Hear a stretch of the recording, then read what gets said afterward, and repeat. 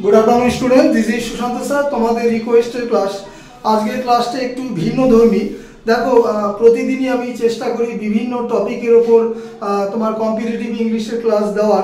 तो आज के अनेकेरই रिक्वेस्टेर क्लासटा दिচ্ছি, विशेषत যারা আমার কাছে অফলাইনে পড়ে যে ডব্লিউবিপি কেপি এখানে 10 নম্বর ইংলিশ থাকে এবং ডব্লিউবি এসএসসি গ্রুপ সি তে এখানে 15 নম্বর ইংলিশ থাকবে।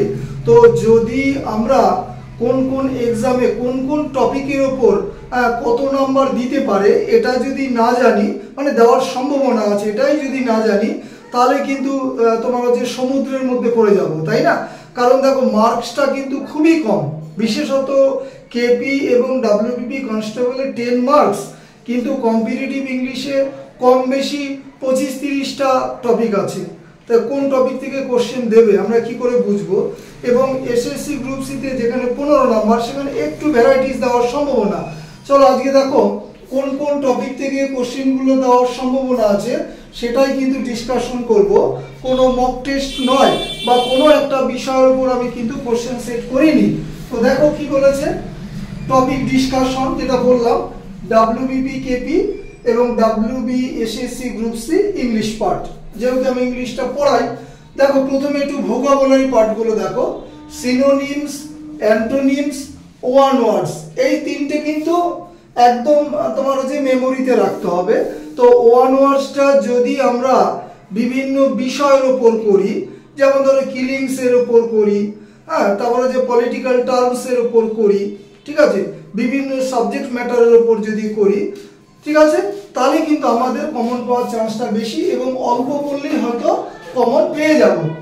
এবার সিনোনিম অ্যান্টোনিম এখানে তোমাকে রাজ্যের অর্থাৎ ওয়েস্ট বেঙ্গলের পিএসসির আন্ডারে বিশেষত ডব্লিউবিসিএসটা বাদ দিয়ে ওখানে একটু হাই লেভেলের সিনোনিম অ্যান্টোনিম থাকে, ওই পরীক্ষাটা বাদ দিয়ে অন্যান্য যে কোনো পরীক্ষা, সে লোয়ার ডিভিশন ক্লার্ক বলো, হাইকোর্টের এক্সামগুলো বলো, সেখানে কিন্তু সিনোনিমস অ্যান্টোনিমসগুলো চেনা জানার মধ্যেই পড়ে। প্রত্যেকে রেগুলারলি প্র্যাকটিস করবে, কমন পাবে। তাহলে সিনোনিমস অ্যান্টোনিমস ওয়ান ওয়ার্ড একটা করে দিতে পারে, কোনো টপিক নাও ধরতে পারে। বিশেষত ডব্লিউবিপি কেপিতে 10 নম্বর, কোনটা বেশি ধরবে সেটা পরে যাচ্ছি আমি। ইডিয়মস, ঠিক আছে, থাকতেও পারে নাও থাকতে পারে। হ্যাঁ, ডব্লিউবি এসএসসি গ্রুপ সি তে সম্ভাবনা আছে যেহেতু 15 নম্বর ওখানে থাকবে, ঠিক আছে। একটু বুঝে পড়তে হবে ইনার মিনিংটা, আলাদা ক্লাস আমি দিয়েছি, অনেক ক্লাস দিয়েছি। ন্যারেশন ভয়েস যথেষ্ট সম্ভাবনা আছে একটা একটা করে ডব্লিউবি কনস্টেবলে দেওয়া, ঠিক আছে। এসএসসি তে গ্রুপ সি তে অবশ্যই দেবে। তাহলে এই দুটো হচ্ছে কনসেপচুয়াল পার্ট, মানে শেখার পার্ট, কোনো মেমোরি পার্ট নয়। 7 নম্বরে কি বলেছে, এরর কারেকশন। হ্যাঁ, এসএসসি গ্রুপ সি তে যথেষ্ট সম্ভাবনা আছে দেওয়ার। কেপি বা ডব্লিউবিপি তে বুঝতেই পারছো যেহেতু মার্কস 10 থাকবে, তবু আমি বলবো বুদ্ধি করে যেগুলো একদম অর্ডিনারি সেগুলো কিন্তু দেখে যাবে, হাই লেভেলের দেখার দরকার নাই। 8 নম্বর দেখো ফ্রেজাল ভার্ব, মোস্ট ইম্পর্টেন্ট। এটা ফিল ইন দ্য ব্ল্যাঙ্কস এর মধ্যে পড়ে, যদিও আমি আলাদা করে লিখে দিলাম ফ্রেজাল ভার্ব, মাধ্যমিক থেকে পড়ে আসছো, খুব কমন জিনিস। আর 9 নম্বর হচ্ছে স্পেলিং টেস্ট। এটা কিন্তু দুটো পরীক্ষাতেই দেওয়ার যথেষ্ট সম্ভাবনা আছে, সে কনস্টেবল বলো বা গ্রুপ সি বলো। এটা মেমোরি পার্ট এবং প্রত্যেকেই জানো যে অফলাইনে অনলাইনে যারা ক্যান্ডিডেট আছে, আমি যেখানে যে ফেসবুকে এগুলো পোস্ট করি বেশি বেশি করে। যাই হোক, তারপরে যেটা এটা কেন লাস্টে লিখলাম কারণ তো আছে, fill in the blanks.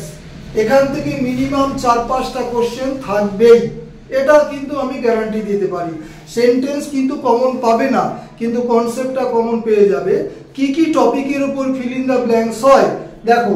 Number 1 হচ্ছে টেন্স, বিশেষত তুমি 3টে টেন্স করো।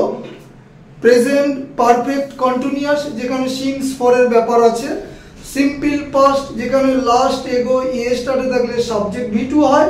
আর যে পাস্ট পারফেক্ট টেন্স যেখানে বিফোর যদি মাঝখানে থাকে তাহলে প্রথম পার্টটা হবে সাবজেক্ট আর ভি3, পরের পার্টটা হবে সাবজেক্ট ভি2, আর আফটার যদি মাঝখানে থাকে তার উল্টোটা হবে। সেটা ইন্ডিভিজুয়াল টেন্সের ক্লাসে কিন্তু বোঝানো আছে। মূলত এই 3টে টেন্সের উপর দেওয়ার সম্ভাবনা অনেক বেশি। তারপরে দেখো modal, can, could, shall, should, will, would. প্রত্যেকেই জানো যে মডালস এর পাশে কিন্তু সর্বদাই ভি1 বসে, কিন্তু মডালস এর পাশে যদি বি বসে তারপরে কিন্তু V3 হয়ে যাবে, সেটা প্যাসিভ সেন্সে। ঠিক আছে, মডালসের উপর শূন্যস্থান অবশ্যই দেওয়ার সম্ভাবনা আছে। ঠিক আছে, নেক্সট দেখো কালেকটিভ নাউন। ঠিক আছে, সমষ্টিবাচক বিশেষ্য, তাই না? Group of students, A gang of robbers, এগুলো চেনা জানার মধ্যে কিন্তু পড়ে যাবে। ঠিক আছে, চেনা জানার মধ্যেই কমন আসবে। তো যাই হোক, পরের টপিক দেখো কি বলেছে, homophone, very very important.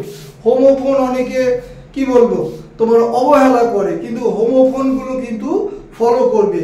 সমোচ্চারিত ভিন্নার্থক শব্দযুগল, homophone আলাদা ক্লাসে আছে। এবং তারপরে কি বলেছে, সবচেয়ে ইম্পর্টেন্ট হচ্ছে ফিল ইন দ্য ব্ল্যাঙ্কস এর মধ্যে অ্যাপ্রোপ্রিয়েট প্রিপোজিশন। সবচেয়ে বেশি ক্লাস দিয়েছি, সম্ভবত এটা আমার 400 নম্বর ক্লাস ইউটিউবের।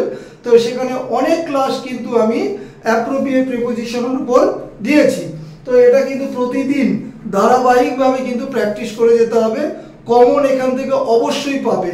তো এখানে যদি ফিল ইন দ্য ব্ল্যাঙ্কসে 5টা কোশ্চেন দেয়, তার মধ্যে আশা করি অ্যাপ্রোপ্রিয়েট প্রিপোজিশনই 3টে দেবে, 6টা দিলে এটা 4টেও দিতে পারে। যাই হোক, তো সম্পূর্ণ ক্লাসটা দেখো টপিক ডিসকাশনের উপর দিলাম, এবং একটা হোমওয়ার্ক অবশ্যই দিয়েছি। হোমওয়ার্ক আর কেউ করে না, কি কারণ জানি না। ঠিক আছে, ওই যে তোমার বিভিন্ন জন কাউকে ছোট করে না মানে করছি না, কি বলে 2 সেকেন্ডে ন্যারেশন শিখুন। আরে পড়তে পড়তেই তো 5 সেকেন্ড চলে যায়, ওসব তোমরা প্রেস করো, ভিউজ দেখিয়ে যায়, দরকার নেই এগুলো। তোমার যেগুলো আমি হোমওয়ার্ক দিয়েছি সেগুলো কিন্তু বিভিন্ন সময় বিভিন্ন এক্সামে দেওয়া, তো সেগুলো তোমরা করবে। Mister Sen is popular, appropriate preposition dash is friends at with in of. প্রত্যেকে কমেন্ট সেকশনে জানাবে যে সম্পূর্ণ ক্লাসটা কেমন লাগছে। ঠিক আছে, কমেন্ট প্রত্যেকে করবে, আমি চাই না যে তুমি ভালো কমেন্টই করো, খারাপও করতে পারো খারাপ হলে, তাই না? ক্লাস শেষ করলাম, হ্যাভ এ গুড ডে।